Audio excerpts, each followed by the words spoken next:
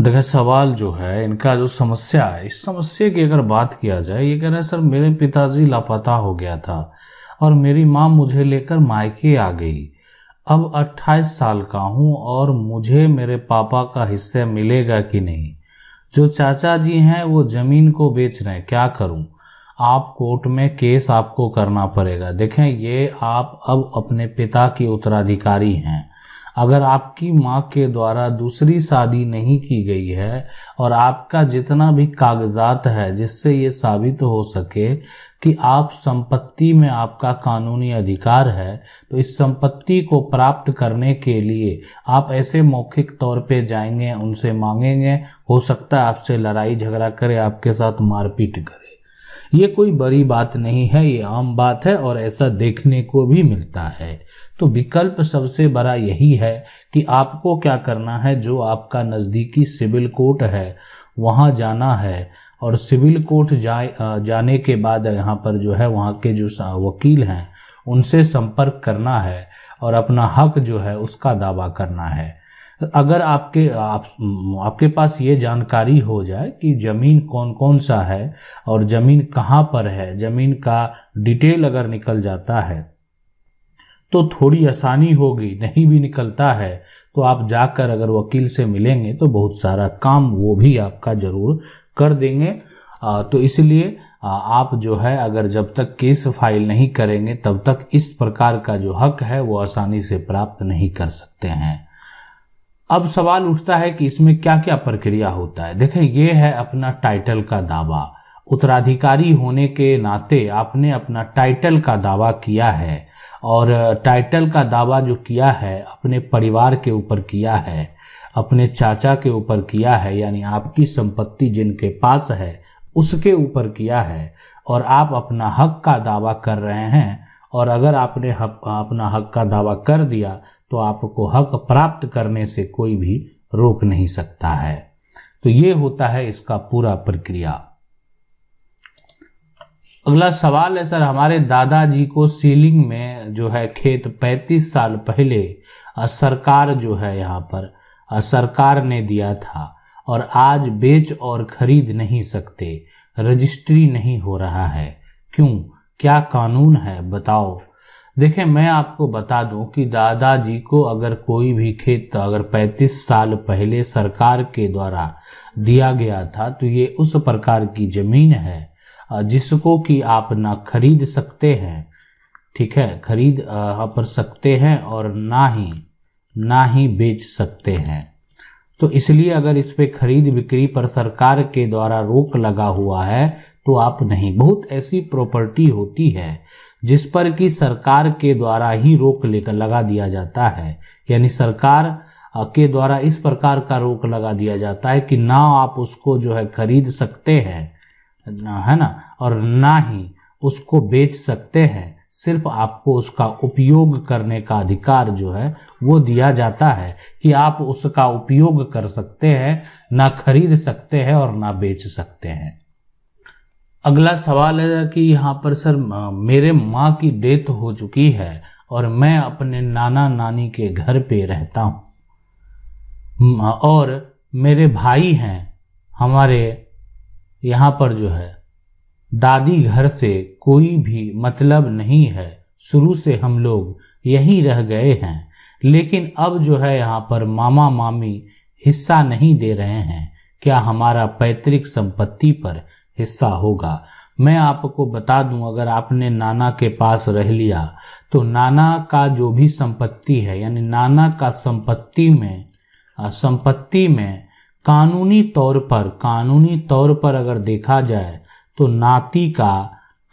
अधिकार होता है और इस अधिकार से आपको कोई भी वंचित नहीं कर सकता है। और ये अधिकार किस प्रकार से होता है, सीधी सी बात अगर समझें तो अगर मान लेते हैं कि संपत्ति जो है आपके यहाँ पर माँ के पिता का है, माँ के पिता का संपत्ति है, तो यहाँ पर माँ का कानूनी अधिकार है और माँ का अगर कानूनी अधिकार है तो आपकी माँ के जितने बच्चे होंगे सभी का समान अधिकार होगा और उस अधिकार से आप वंचित नहीं हो सकते। अगला सवाल है, मेरे पिताजी 4 भाई हैं, उनके नाम से केवाला और रसीद 2024 तक कट रहा है,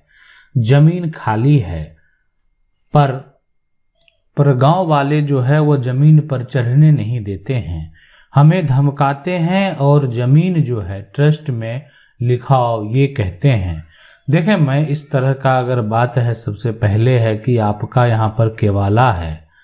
और गांव वाले आपका लड़ाई जो है ना एक तरह से पूरे गांव के साथ है। सबसे पहला काम तो आपको उन सभी के खिलाफ एक एफआईआर दर्ज कर देना है। एफआईआर दर्ज करने के बाद जो है यानी आप जाएंगे एसडीएम कोर्ट में भी इससे संबंधित आपको क्या करना है, आवेदन दे देना है ताकि इसकी सही तरीके से जांच हो। अब ये आप कर चुके हैं या जो है करने से आपको कोई फायदा नहीं हो रहा है, फिर भी करना है, यानी इससे आपको संतुष्ट हो चाहे नहीं हो, आपको एक प्रक्रिया में चला जाना है और देखना है कि क्या कार्रवाई होती है नहीं होती है।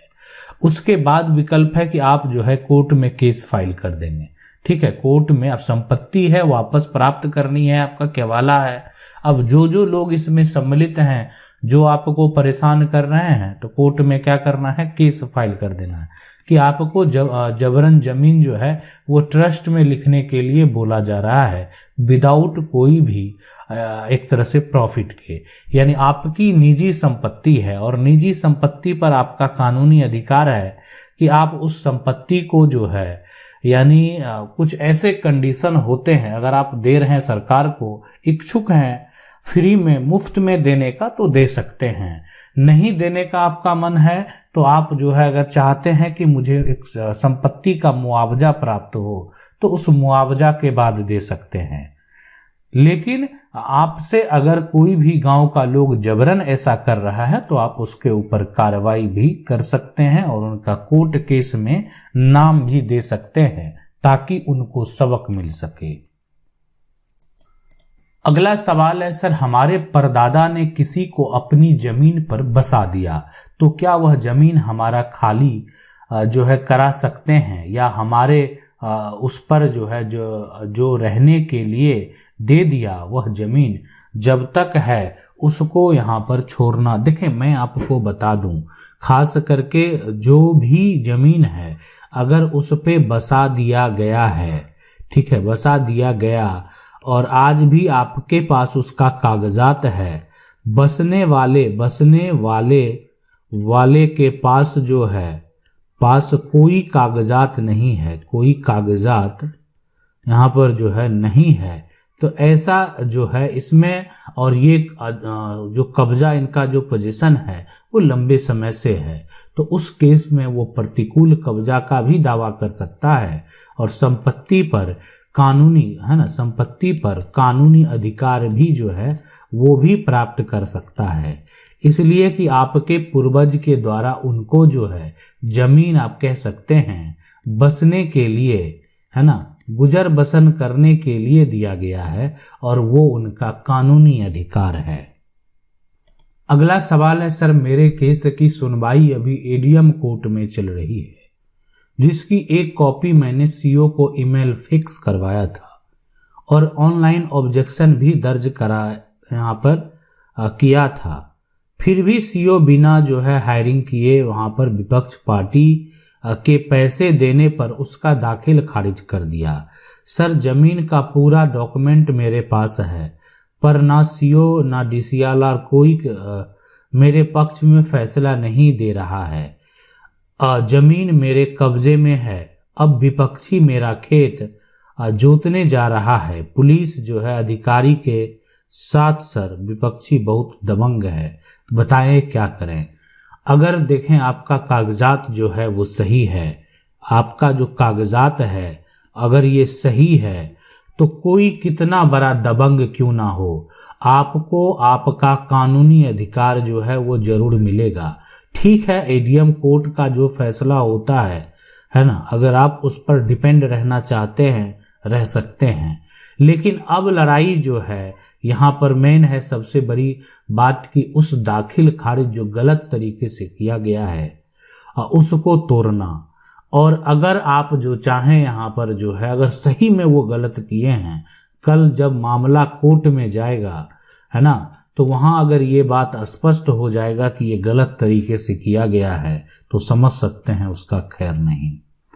आशा करते हैं वीडियो अच्छा लगा होगा। वीडियो को लाइक जरूर कर दें। चैनल को पहली बार देख रहे हैं, सब्सक्राइब करके जो बेल आइकन है उसको जरूर दबा लें। मिलते हैं अगले वीडियो में, तब तक के लिए जय हिंद।